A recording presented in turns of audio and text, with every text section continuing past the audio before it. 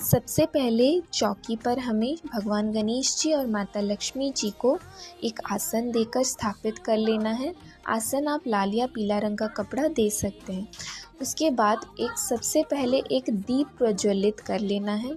कोई भी पूजा हम करें तो सबसे पहले हमें एक दिया प्रज्वलित करनी पड़ती है।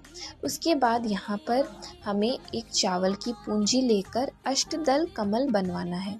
देखिए यहाँ पे मैंने 8 पंखुड़ी निकाली है और इस अष्टदल कमल के ऊपर हमें एक जल से भरा कलश स्थापित करना है और कलश के अंदर हमें 5 सामग्री डालनी है और वो क्या क्या डालनी है वो भी आप यहाँ पे देखेंगे।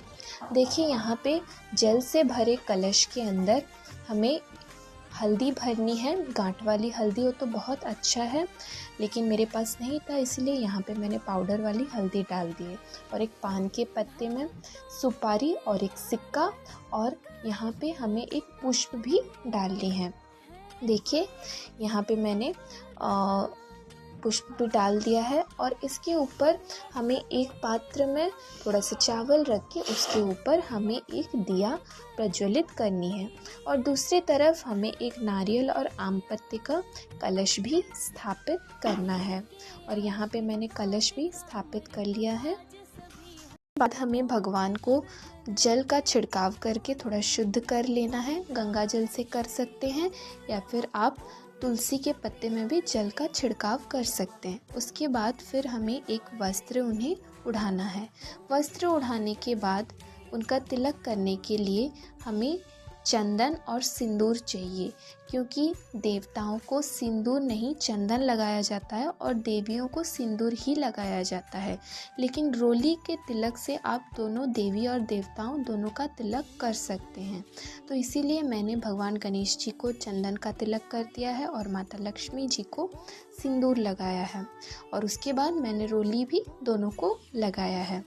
उसके बाद तिलक करने के बाद फिर अभी हम एक चावल की पूंजी देकर भगवान के सामने एक स्वस्तिक बनाएंगे। स्वस्तिक को बहुत ही शुभ माना जाता है, इसीलिए अभी हम चावल से एक स्वस्तिक बनाएंगे। अभी स्वस्तिक बन जाने के बाद फिर हमें सबको तिलक करना है, भगवान को भी तिलक करना है और फिर जितना भी कलश और दिया सबको हमें चंदन सिंदूर या फिर रोली से तिलक कर लेना चाहिए।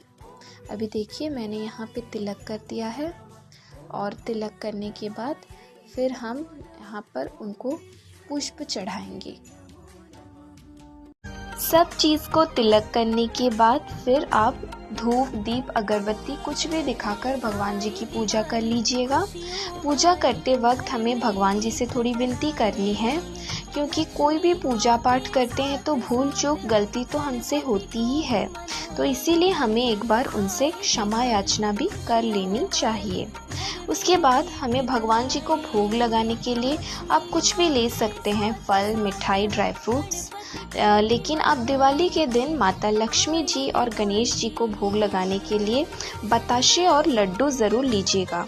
मैंने यहाँ पे लावा लिया है, लावा जो पूजा पाठ में लगता है, और यहाँ पे हम एक चौमुखी दिया भी जलाएंगे। चौमुखी दिया इसलिए जलाएंगे क्योंकि कोई भी पूजा पाठ करते हैं तो हम वहाँ पे सारी देवी देवताओं को आह्वान करते हैं, तो सारे देवी देवताएं वहाँ पे उपस्थित रहते हैं, इसीलिए हमें उनके लिए एक चौमुखी दिया वहाँ पर जलानी होगी। और ख़ास करके दिवाली के दिन हमें चौमुखी दिया तो वहाँ पे जलानी ही पड़ती है। और अभी हम भोग लगाने के लिए आप कुछ भी ले सकते हैं, जैसे कि मिठाई फल ड्राई फ्रूट्स कुछ भी। मैंने अभी यहाँ पे एक केला लावा लड्डू और बताशे भोग में लिया है और इसे आप तुलसी के पत्ते में जल का छिड़काव करके भगवान जी को भोग अर्पित कर लेनी है। मैंने अभी यहाँ पे भगवान जी को भोग अर्पित कर दिया है। और फिर दिवाली के दिन एक हल्दी का पैकेट भी ज़रूर लाइएगा। हल्दी शुभता का प्रतीक होता है, इसीलिए एक हल्दी के पैकेट को तिलक करके हमें यहाँ पे भगवान जी के पास चढ़ा लेनी चाहिए। और धनतेरस के दिन धनिया ज़रूर खरीद कर लाइएगा, जो कि दिवाली के दिन हमें इसे तिलक करके माता धन्वंतरी देवी जी के पास चढ़ानी है। धनिया को अत्यंत शुभ माना जाता है, इसीलिए थोड़ा सा धनिया आप एक लाल रंग के कपड़े में पोटली में बांधकर इसे माता लक्ष्मी जी के पास चढ़ाकर अपने लॉकर में रखिएगा। यह बहुत ही शुभ और अच्छा माना जाता है। और शेष में आरती कर लीजिएगा। और इसी तरीके से सरल विधि से आप दिवाली की संपूर्ण पूजा कर सकते हैं। धन्यवाद। शुभ दीपावली।